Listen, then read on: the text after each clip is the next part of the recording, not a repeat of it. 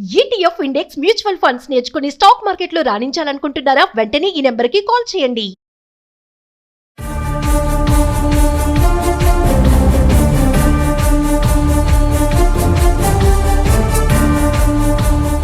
నమస్తే, welcome to Suman TV. Present మనతో పాటు ఉన్నారు సీనియర్ పోలీస్ ఆఫీసర్ రెడ్డన్న గారు. నమస్తే సార్. నమస్కారం. సార్, చెన్నై వార్త తీసుకుంటే మీకు ఆల్రెడీ మార్నింగ్ నేను పేపర్ క్లిప్పింగ్ పంపించాను. ఇది అంటే వినడానికి దారుణంగా అంటే ఉన్నా కూడా మనం చాలా చూస్తున్నాం ఇలాంటి వార్తలు. గతంలో ఒక 1 year బ్యాక్ అనుకుంటా కుక్కర్లో వండి హైదరాబాద్ లో చంపేసి కుక్కర్లో వండాడని చెప్పేసి ఉడకబెట్టాడు, ఎవిడెన్స్ లేకుండా ఉండాలని. ఎస్.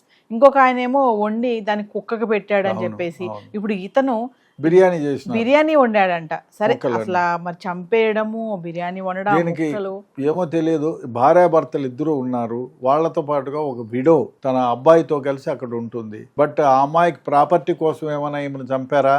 లేదు, ఆమె భార్యాభర్తలు ఇద్దరు కలిసి చంపారంటే వీళ్ళ మాట వినలేదనా, లేకపోతే వీళ్ళతో ఏ కక్ష ఉందో ఆ పేపర్లో రాయలేదు. కానీ వీళ్ళిద్దరూ కలిసి ఈమెను చంపారు. చంపి కొంత మాంసాన్ని, ఇప్పుడు వీళ్ళు మాంసం తీసుకొని పోతే ఆ వాసనకు, కుళ్ళి కంపుకి ఏమిది వాసన వస్తుందని పోలీసులు చూస్తే ఆ మనిషి ముక్కలు చేసిన మాంసం ముద్దలు ఉంటాయి. వాళ్ళని ఇంట్రాగేట్ చేస్తే మా ఇంట్లో ఉండే ఆమెనే మేము చంపేశాము, ఎక్కడ చంపారు పదండి అని తీసుకొస్తే మెడ్రాస్కి. ఆ మెడ్రాస్లో వాళ్ళ ఇల్లు ఓపెన్ చేస్తే బిర్యానీ, డేక్షా నిండా బిర్యానీ వండిపోయి ఆమె శరీర అవయవాలతో ముక్కలు చేసి బిర్యానీ వండారు. ప్రపంచం ఎక్కడికి వెళ్తుంది? ఎందుకు వండారు ఈ బిర్యానీ అంటే ఏంటిది? మనిషిని రాక్షసత్వం ముందుగా మళ్ళీ అయిపోయిందా? మనుషులు రాక్షసులు అయ్యారా ఏమిటి?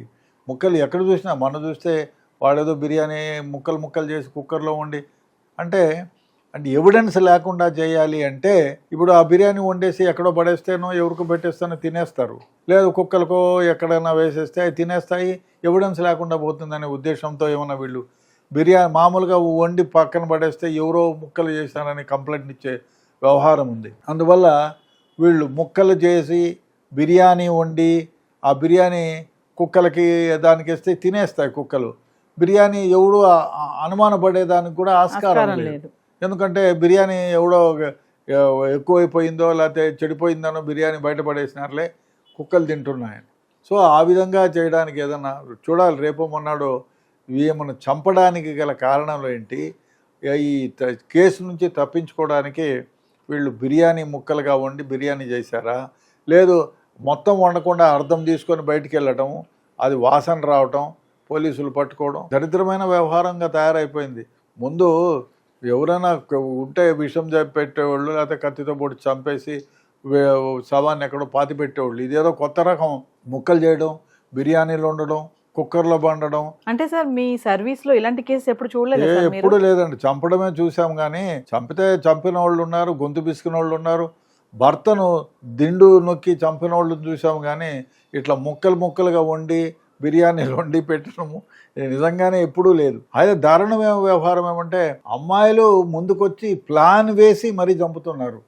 ముందు ఎప్పుడూ లేదు ఇట్లా. ఆ పూణే కేసులో అయితే ఆమె రెక్కి నిర్వహించి మరీ చంపడం. అదే చంపడానికి ఈ మధ్యకాలంలో స్మార్ట్ ఫోన్ వచ్చిన తర్వాత, టెక్నాలజీ పరంగా ఆర్టిఫిషియల్ ఇంటెలిజెన్స్ వచ్చిన తర్వాత chat జీపీటీలో how to kill a person, what are the modes to kill a person, how to get rid of the evidence, how to escape from the police, how to escape from the cases, ఇవన్నీ చూసుకొని రాసుకొని rehearsal చేసి ఎక్కడి నుంచి చంపితే అది కొందరు ఫలానా హైట్లో నుంచి పడితే మనిషి చచ్చిపోడా, ఎక్కడ కొడితే చచ్చిపోతారు, ఎక్కడ పొడిస్తే మనిషి చచ్చిపోతాడు, ఆనవాళ్ళు లేకుండా చేయాలంటే ఎట్లా, పిల్లలు హ్యాండ్ గ్లౌజ్ వేసుకుంటే ఫింగర్ ప్రింట్స్ రావు, పోలీసు వాళ్ళు పట్టుకోరని చెప్పి మొన్న నల్గొండ రూపారెడ్డి కేసులో ఇంత దారుణంగా తయారు పిల్లలు, 14 ఏళ్ల పిల్లలు ఈ విధంగా 10th క్లాస్ ముందు గురువులు అంటే భయపడేవాళ్ళు. పట్టుకొని కొడుతూ ఉంటే కూడా అబ్బా నాకు 4 దెబ్బలే కొట్టినాడు, వానికి 5 కొట్టినాడని ఆనందపడేవాళ్ళు. ఆ విధంగా ఉండేవాళ్ళు. మొన్న సారు కొట్టిన తర్వాత నేను మ్యాథ్స్ బాగా చేసుకున్నాను అన్న, చాలా బాగుంది, నిజం సారు మంచి పని చేసినాడు, భయపెట్టించినాడు, 2 దెబ్బలు వేసినాడు, కాన్సన్ట్రేషన్ చేశాను, ఆ ఫార్ములాస్ అన్నీ నాకు వచ్చాయి అని అప్రిషియేట్ చేసేవాళ్ళం.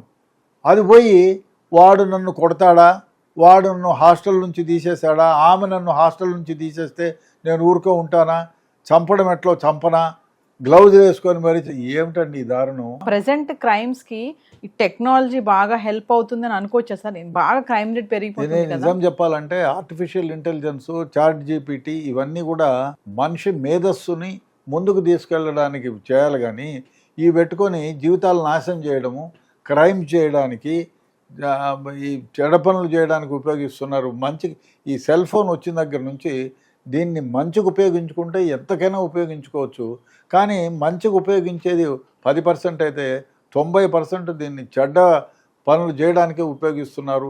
సమయం వృధా చేసుకుంటున్నారు, అనవసరమైన వ్యవహారాల్లో తలజుక్కం చేసుకుంటున్నారు. మర్డర్లు ఎలా చేయాలి, మానభంగం ఎలా చేయాలి, కేసుల్లో నుంచి ఏ విధంగా తప్పించుకోవాలి అనే దానిపైన చేస్తున్నారు. ఇది చాలా దారుణం. డెఫినెట్గా దీన్ని కంట్రోల్లో పెట్టకపోతే ఇంకా ఎన్ని ఇట్లాంటి దారుణాలు చూడాల్సి వస్తుందో తెలియదు. Thank you.